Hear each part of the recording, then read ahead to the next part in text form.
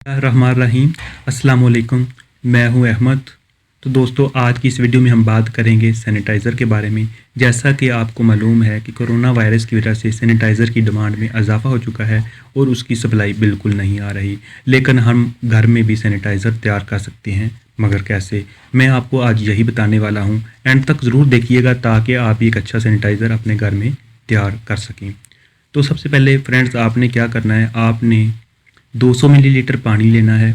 200 millilitre पानी में आपने 100 मिलीलीटर सिपरेट डालना है और इसके बाद आपने 10 मिलीलीटर डेटॉल इसमें डालना है। तो आपने 5 मिनट तक इसको हिलाना है, तो ये एक महलूल तैयार हो जाएगा। दोस्तों, यहाँ तक अगर आपको बताऊँ तो सैनिटाइज़र आपके घर में बन चुका है।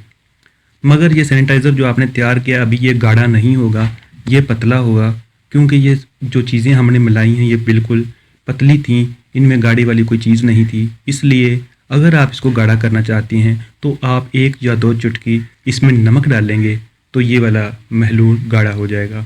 अगर नमक नहीं डालना चाहते तो आप एलोवेरा का रस अगर इसमें डालेंगे तब भी ये गाढ़ा हो जाएगा। दोस्तों, जो सैनिटाइज़र अभी तक हमने तैयार किया है, क्योंकि इसमें कुछ ऐसी चीज़ें हमने डाली हैं जो कि स्मेल वाली थी, मतलब उनमें से स्मेल आ रही होगी।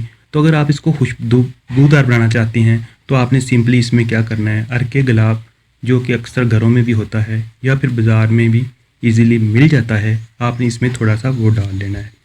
तो इस तरह से दोस्तों आपके पास एक खुशबूदार सैनिटाइज़र तैयार हो चुका है।